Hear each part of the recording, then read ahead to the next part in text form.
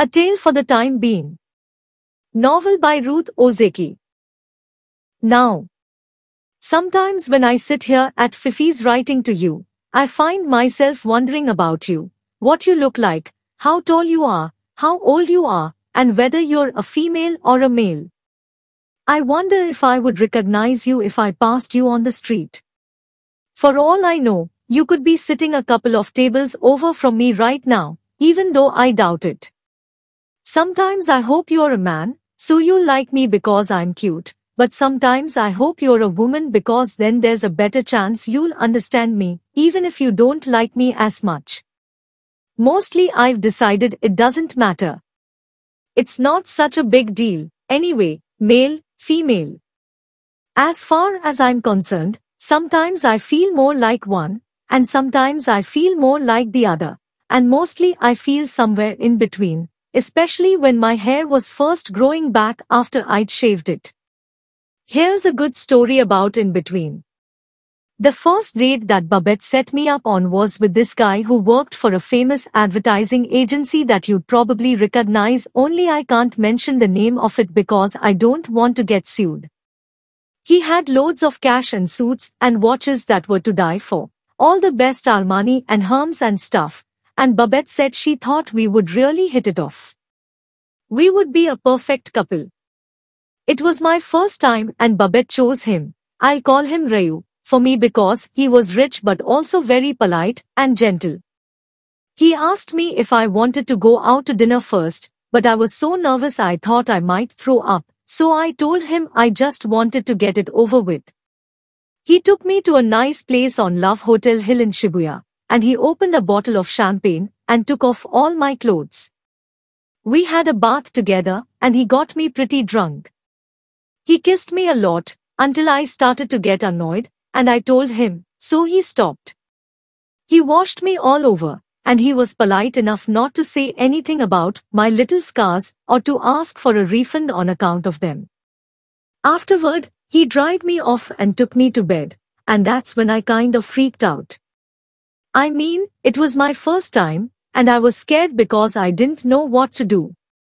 Probably if he'd just been an asshole and held me down and gotten on with it, I would have just gone to my silent place inside the iceberg where I can freeze out the world, and probably I wouldn't have even noticed what he was doing to me or felt anything at all. But Rayu wasn't an asshole. He was being really nice and gentle, but I was too tense. And it was like trying to push a breakfast sausage through a glass window. It just wouldn't go. Every time he tried to put it in, I started trembling and couldn't stop, and suddenly I was overcome with sadness that was like a wave washing over me. Maybe it was the champagne making me weepy, but it hit me that here was this really nice guy who I thought would be a total jerk, but it turned out he wasn't, and he'd paid all this money for a date with me. And now just when he was hoping to have some nice virgin sex, instead he had a hopelessly weeping schoolgirl with an impenetrable vagina on his hands. I felt like such a loser. It seemed like all I could do was cry these days, first over some stupid bug wars, and now this. He was way too polite to force me when I was crying. He sat up in bed and watched me for a while, and then he went over to the chair where his suit was laid out and he got a beautiful pressed linen handkerchief from his pocket and gave it to me to blow my nose on. Then, because I was shivering, he brought his shirt over and draped it around my shoulders.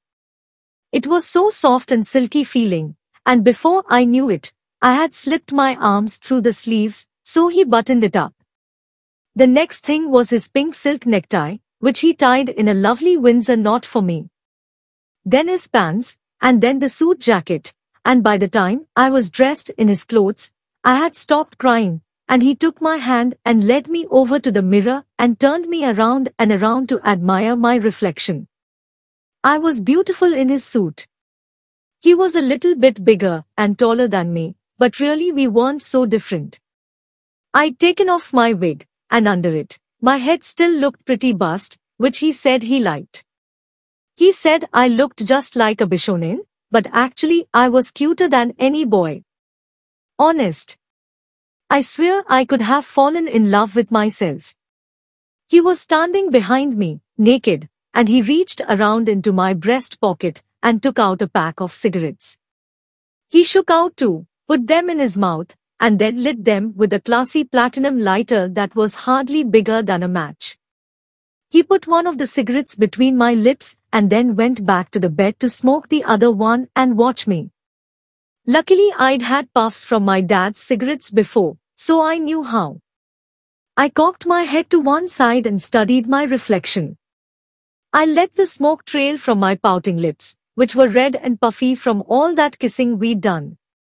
Out of the corner of my eye, I could see him in the mirror. He lay on the bed, smoking his cigarette, and I could see he was really turned on.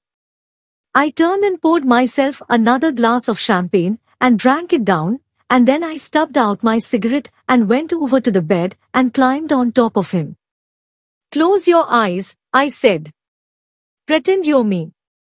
He closed his eyes and let me kiss him for a while, and then he reached up and undid the Windsor on his pink silk tie and unbuttoned his shirt. He unzipped the zipper on his fly. He pulled down his pants, and I kicked them off, but I kept his shirt on while I straddled his hips, and he guided me down, and it hurt, but only for a while. Afterward, we lay side by side, and he lit another cigarette, and he asked me if I wanted one. I told him no thank you.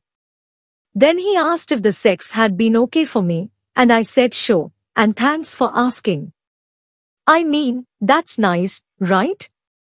I bet a lot of guys wouldn't even bother. Did it hurt? He asked, and I told him a little, but I didn't mind because I have a really high pain threshold. He smiled and told me I was funny.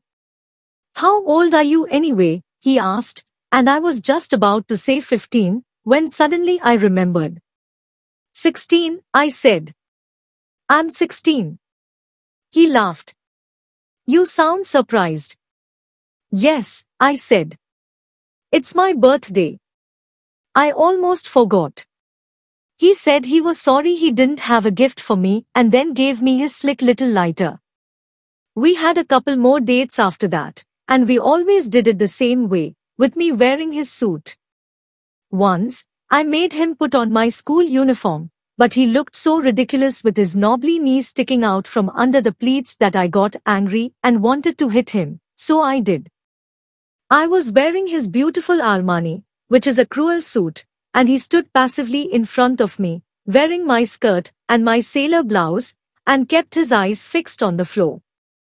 His passive attitude made me even angrier, and the madder I got, the harder I wanted to hit him.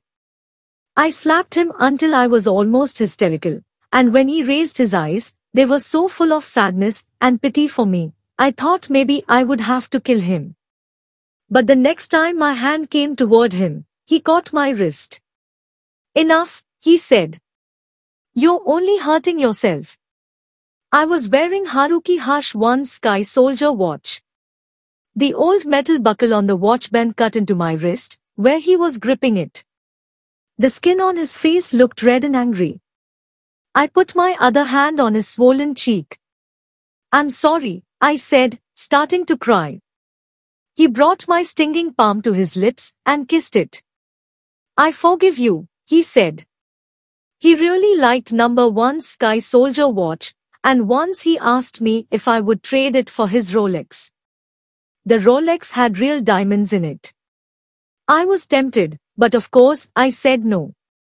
Sometimes, after we made love, Rayu just wanted to lie in bed and drink Remy and watch porno on the television, so I would get dressed in his suit and leave him there and walk around. Sometimes I even left the hotel, making sure I walked by the side where our room was, so he could see me from the window if he happened to be looking. He liked that. I kept to the shadows mostly, just slouching around, enjoying being a male. Sometimes I took a cigarette from his pocket and lit it with the platinum lighter. The lighter had a little diamond in it, too. Rayu was a really classy guy, with his slim diamond lighters and beautiful suits, but he smoked Miles 7, which is not a classy brand of cigarettes. Honestly, they taste like shit. Next time I have to remember to find a boyfriend who smokes dunhills, or at least larks. If it wasn't too late at night, sometimes I texted old Jiko at the temple, but I felt a little weird about telling her what was going on. I'd pretty much stopped sitting Zazadian, so we weren't really on the same wavelength anymore, and we weren't really on the same time schedule anymore, either, since she went to bed early, and I was dating, so I stayed up late. It's funny how time can make all the difference in whether or not you feel close to somebody, like when I moved away to a different time zone, and Kyla and I couldn't be friends anymore.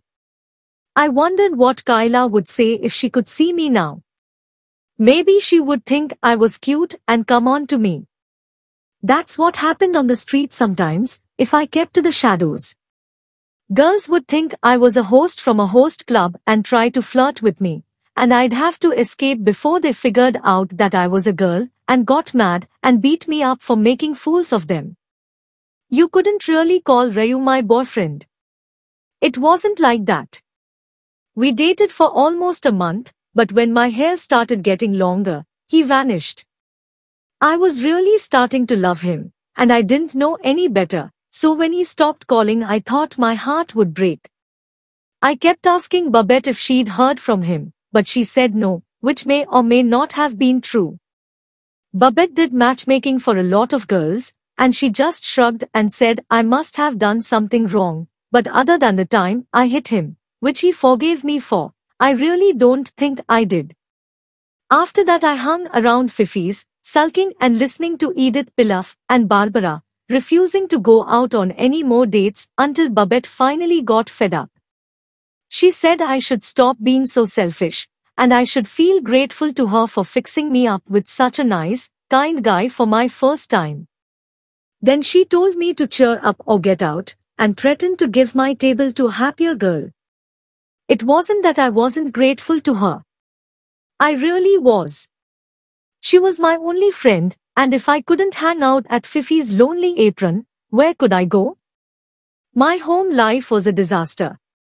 Mom had gotten a promotion at the publishing company and was now an editor, which meant she was killing herself working overtime. Dad was entering a new phase as he prepared for his third and final suicide challenge. Before, when he went through his pretending to have a job phase, and then his hikikomori phase, and the great minds phase, and the insect origami phase, you could say that at least he was interested and engaged with his insanity. Even during the night walking phase and falling man phase, his craziness had a focus and he was holding it together. But this time it was different. He was depressed like I've never seen him before, like he'd finally and truly lost all interest in being alive. He avoided any contact with me and Mom, which is a trick in a small two-room apartment.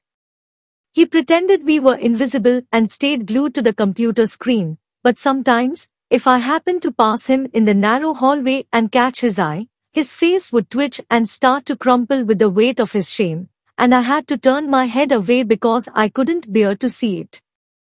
Dad and I were still sharing the computer, and one day when I was searching his browser cache, I happened to find his links to an online suicide club. He had made some friends, it seemed, and they were chatting and making plans. How pathetic is that? You can't do it alone, so you have to find a stranger to hold your hand?